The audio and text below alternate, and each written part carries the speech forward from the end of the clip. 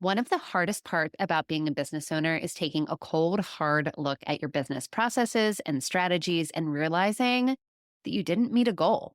But what if you didn't meet any of your goals for this year? Let's be real, 2024 was a tough year in business for a lot of entrepreneurs, and you might feel like you're floundering. So let's work together to find a way forward. Being an online business owner is full of ups and downs. Some days you can't imagine going back to your 9 to 5, and other days you want to burn your whole business to the ground.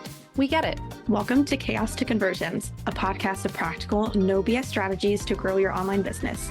Each week, we're chatting about launching, copywriting, mindset, and more, so you can make sense of the chaos and do more of what works. Join the conversation and let's grow together. Hello, and welcome back to Chaos to Conversions. This is episode 45. And today we're going to be having kind of a little bit of a tough conversation about if you feel like you didn't meet any of your annual goals. So this title is a little bit dramatic, but we are going to work through today what to do if you really feel like, for lack of a better word, your business just kind of went up Schitt's Creek without a paddle this year. Because I know that some of my clients experienced decline in revenue. It doesn't matter what niche they were in. I actually experienced a bit of decline in revenue as well. I just didn't have as many launch management clients. So we're all kind of in the same boat. I feel like it's just been a weird year with the election and just all kinds of extraneous factors. So let's look at some things, some strategies that we can work on and some mindset shifts that we can make if you really feel like you didn't meet any of your goals in 2024. Spoiler alert, though, I bet you did meet some of your goals. The first thing I want to do is really direct us back to a few episodes ago, episode 42. I talk about reflection and the importance of reflection when we are goal setting a lot more in depth in this episode. So if you feel like you need some more direction on actually reflecting on goals for 2024, I encourage you to pop on back to episode 42 and listen to that episode. It's pretty short. It's about 17 minutes.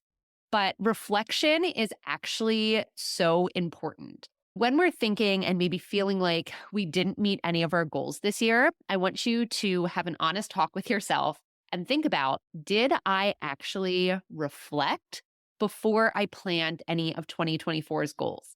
And if you didn't, that's okay. But I really want to encourage you to take the time now to reflect on this year, what worked, what didn't work. If you are having kind of an off year, which like I mentioned in the intro, it feels like a lot of us are or maybe have, you might not be as excited to reflect, but that does not mean that you shouldn't do it. So just take a minute and think about, are there things that you are really proud of that you accomplished this year? What felt good in your business? What didn't feel so good in your business? What did you love? What didn't you love? It's really important to reflect. And this is kind of just like an intuition as well, like gut check. Like, what did you like about your business this year that you want to do more of in the future? And what didn't you like that you'd like to leave behind in 2024? Because without reflection, it's really, really difficult to see a way forward. So make sure that you're setting aside a little bit of time to reflect. And like I said, if you want like a more in-depth explanation on that, hop on back to episode 42. The next thing that I really want to make sure that you are doing, if you feel like you didn't meet any of your goals this year, is evaluate how you plan. So BRANDA's not on this episode, but as you're well aware of, hopefully by now she is my co-host. And BRANDA and I actually have really different opinions on how to plan, and she plans differently than I do. And I just want to make this a really big permission slip to say that it is okay to plan differently than other people in business. You have to figure out what it is that actually works for you. And at the time of recording this, BRANDA actually just sent out an email. I don't want to say like dissing annual planning, but saying that she prefers to not plan annually, which, let me say, I totally get and I totally appreciate it. Okay. So I want you to take a minute And if you need to like tune out my annual planning hype, that's okay. Remember that that's my opinion and people can plan differently, and that's totally fine. So if you go to sit down and you're trying to make a plan for your entire year and you're feeling really stressed and really anxious and you're like, "Oh my gosh, like I this year was just wild, like so much happened. Life was just lifing and curveballs were thrown at me left and right. I just feel like everything that I planned last December, January just went to shit because of X, Y, and Z." That's okay. If planning a whole year in advance makes your skin crawl, then don't do it. It's fine. If you are better off planning quarterly, that's what Branda likes to do. I mean, I think she has like a overall annual like loose plan, but she plans more quarterly than I do. That is okay. If you feel like all you can handle right now is planning for December, January, February, or January, February, March, that's totally fine. If you feel like all you can manage is a month at a time, and that is what feels the best for you, and only looking a month in advance, then try that for a little bit of time. You have to do what works for you. So if you've been trying to annual plan for the last couple years in your business and you feel like at the end of every year, you just never went back and adjusted your plans. So then you feel like you didn't meet any of your goals, change it up how you do it this year. Maybe just try and plan 1 to 3 months in advance and see how that feels. In my opinion, I think you should reflect a little bit more if you're planning in shorter, sort of bursts, just to make sure that you're on track for your bigger picture and bigger vision of your business. But try it out and see how that works for you. Now, for me personally, if I don't have a year at a glance for my business kind of all mapped out, that is what makes me anxious and nervous. I really like to look at the whole year. But I'm not everyone, and you are you. So if you feel like you didn't meet any of your goals this year, evaluate how you're actually planning and maybe try quarterly or monthly planning instead. The third thing I want you to think about when you are feeling like you maybe didn't meet any of your goals in 2024, ask yourself the question, did you like really not meet any of your goals, or did you make progress on some of them, or were they like just completely a wash? So I find sometimes that we feel like we didn't meet any of our goals, but in reality, we did make progress on some of them, just maybe not as far as we wanted to. I want you to introduce the word yet into your vocabulary. I didn't meet this goal yet, but maybe you made progress. I'm going to get a wee bit vulnerable here, and I'm recording this episode after I, over the last 2 days, just did my own yearly planning by myself, set my goals for 2025, made my vision board. I'm all ready to go mentally for next year. I went back, and I am a big fan most times of practicing what I preach. And I actually took a look at the goals that I wrote down last November. I did a little bit earlier last year and had to have the tough look at, did I meet my own goals? And the answer is like, nope, not all of them. So let's talk about it. So my first goal was I wanted to increase my passive revenue streams from my digital shop, like where you can buy the launch library and like the other digital products that I have. I wanted to increase it up to $10,000 for 2024. No, I did not make that goal. Like, nope, I didn't. Plain and simple. I did not make $10,000 from my digital product shop this year. I was sad about that. Like, I mean, I knew I wasn't hitting it. We weren't getting there. But just because I didn't make that goal doesn't mean it's a total failure, because I did increase my revenue from 2023. I didn't hit that goal yet, but I did make progress towards it. The next goal I had was to figure out how to make a little bit more space for my own business with my retainer work while not, working as many hours. So could I hire myself a virtual assistant?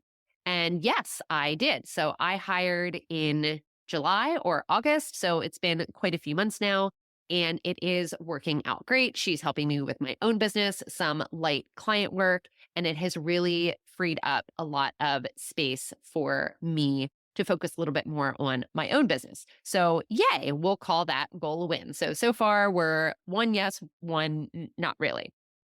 Next, grow and expand my audience. So I purposefully made this goal a little bit vague. From 2022 to 2023, I think I had the goal, I don't have it in front of me, but I think I had the goal of doubling my email list, which I did do in those 2 years. But it was really hard and my list was small. It still is small, but it was really small at that time. So doubling it wasn't like such a long shot. But I would say that I did accomplish the goal of growing and expanding my audience because my email list did get bigger this year. And with the launch of the podcast back in March, I feel like hopefully this part's a little hard to measure, which is the part I'm kind of like, meh, I should have tried a little bit harder to really categorize the podcast growth, but I can maybe look forward to that for next year. I would say that I accomplished that goal. My other goal, business goal, was get welcome sequences for my freebies in really good shape. No, this should have been a bigger priority. I got one of my welcome sequences for a freebie in really good shape, but the other 3 are not in the best shape of their lives. So we'll be pushing that goal into 2025. And then I also had some personal goals as well. Since stopping teaching in 2022 and working at home, I think I've become a bit more sedentary. So one of my goals was to prioritize my physical health. I did have like an actual weight loss goal in mind, which I didn't quite make. However, I have started to prioritize working out again. So we'll call that kind of a win. And then my final personal kind of goal was to go on one like family memory outing kind of thing, like a month. My husband, Joe, and I, when we talked and had our sort of little goal setting meeting last week, we talked about it. We were like, did we accomplish that goal? I think we did. We think we did, but we feel like we didn't actually like take any photos or record anything. So we're going to kind of amend that goal next year in 2025 to pay a little bit better attention and be a little bit more intentional and kind of schedule in advance our family sort of outings. So I hope that that little exercise can kind of help you when you look back at your goals for 2024. It's really easy to look, for example, like my first one, increase my passive revenue to $10,000. It was really easy for me to look at that and be like, no, I didn't do it. I didn't even really get close. So that's sad. But it's all about shifting your mindset a little bit that even if you didn't make the goal, did you make progress on it? Even just a little bit that we can categorize as a win for this year. So really think about, did you really not meet your goals? And if the answer is yes, you really didn't meet your goals. I did not meet all of mine. I think out of the 5, 6 I just talked about, I would say that I only actually did half of those, like fully and to their full potential. So just because you didn't finish your goal doesn't mean that you didn't make progress, doesn't mean that you did not learn from this year. And this leads us into our 4th tip here about evaluating your mindset when it comes to goal setting. And if you feel like you just didn't meet any of your goals this year, make sure that you are, as much as you can, feeling like you're operating from a place of a growth mindset as opposed to a fixed mindset. So what that means is instead of feeling defeated and sad that you didn't make or meet your goals for this year, try your best to try and reframe the situation as an opportunity to stretch yourself, develop new skills and strategies, and celebrate the progress that you did make on these goals. You've probably also heard the saying before about glass balls versus rubber balls. Not all of your goals as you go through the course of the year will be considered glass balls. Some of them are going to be rubber balls, and you can let them go and let them fall, and your whole business won't come to the ground. So it's just operating from that place of thinking, If everything is important, then nothing is important. So, really choosing and leaning into the goals that are the most important for you, making sure that you acknowledge the small wins and celebrating them throughout the next year.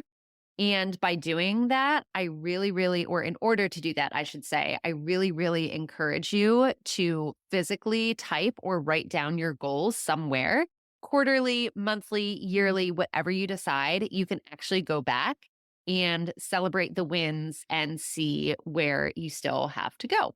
Thanks so much for hanging out with me today. Today, we talked about 4 tips and steps to take if you really feel like you didn't meet any of your goals this past year. If you feel like you need some help with planning and goal setting this year, head on over to the show notes because until January 5th, I have made my Power Hour Planning mini course free. You can swipe it and log in and take it at your own pace so you can plan and have the best 2025 ever. Thanks so much for stopping by to hang out with me today. If you want to learn more about how we can work together on a launch strategy or grab a freebie or one of the resources I mentioned, head over to duxburydigital.co/resources. I'll be back here next Tuesday for more practical strategies to take your business from chaos to conversions.